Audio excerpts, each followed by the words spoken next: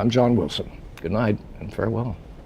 I'll never forget the night John Wilson signed off. He brought us the news from Florida to Normandy to Moscow for more than 50 years. CBS had Cronkite, we had John Wilson, and his signature My View segments. And I remember something he told us that night he retired. Until we meet again, but we surely will.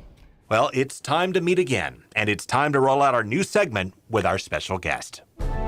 This is John Wilson's My View now.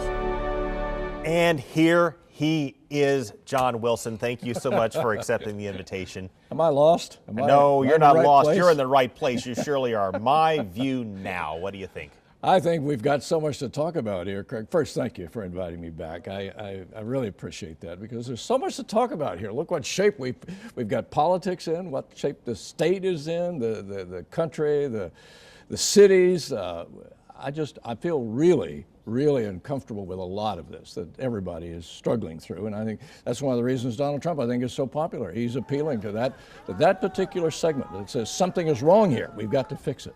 Have you seen anything like this? No, nobody has, and everybody I've talked to, and that's one of the first things I ask. The veterans, give me some help here. Where's this going to go? Nobody knows where this is going. Nobody, because the rules are we've thrown the rule book out. The electorate that's out there, we don't know who they are. We really don't know. You know, we had all those 93 million that didn't vote in 2012. We want to know, are they coming back? And it may come back twice as large as it was before, because he may turn out an incredible vote. She may as well. It's really curious to me that we've got, and I hate to put it this way, but since I can, I will say it. We've got the lesser of evils here. That's our decision to make. How do we decide which is the lesser? We've got problems with both. Problems with Donald Trump, a lot. It's stacked up that high. Problems with Hillary Clinton, it's stacked up that high. Here they are. I want to see a lot of expose on Donald Trump. I'm glad 20 reporters are working on him. I want to make sure they work on Hillary Clinton too. But we know more about Hillary than we know about Donald Trump.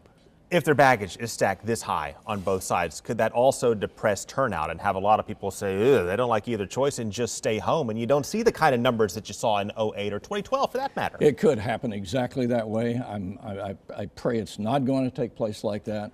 What we don't want to do is turn the electorate off. To some degree, that's already happened and has been happening for a period of time. The numbers are depressing when you start looking at how many voted in the last, how many voted in the preceding election, and the election before that. The numbers are going down, not up. So now we have this unusual mix of these two candidates here. To unify the party, does Donald Trump have to bring the party together, or can he unify by winning the White House, then going from there? We don't know a lot of things here. One is he says he doesn't need to unify the Republican Party, his own party. Well, that says a lot right there, and he may be right about that because he's going to draw votes from outside the Republican Party, a lot. So I don't know what to expect. I don't know where we're going to go with it. Let's look at Jeb Bush, who attacked Donald Trump hard on that Taco Bowl tweet, where I believe Jeb Bush said what Trump did was insensitive in this. He said, first, not all Hispanics are Mexicans. Not all Hispanics eat tacos. Showing your insensitivity by eating an American dish is the most insensitive thing to do. But that's not all. He said it's like eating a watermelon and saying, I love African Americans. They've got to quit talking like that. They've all got to quit talking like that. And you see Trump toning it down already. Jeb, I've known Jeb for a long time, and we went through a lot together. The Lawton Childs debate, I remember it well. He got eaten alive in that debate. But he came back. The lesson here in politics is that you're not terminally damaged.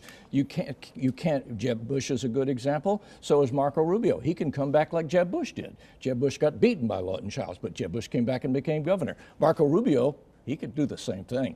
He could come back and be your next governor. Or president in 2020, who knows? You're taking You laughed. No, I don't mean to laugh too much on that because he was seriously damaged. Yeah. You know, he carried only 66 counties out of 67. He carried only Miami-Dade. He's got work to do, but he can do it. It's politics. It's what politics is. John, thank you so much for your time. Craig, you're welcome. Take care. We'll bring you more perspective from John and the rest of our team on YouTube. Search for Craig Patrick's Money, Power, and Politics. Subscribe to our channel and follow along. You'll also find satire, humor segments, and hard news investigations you may have missed.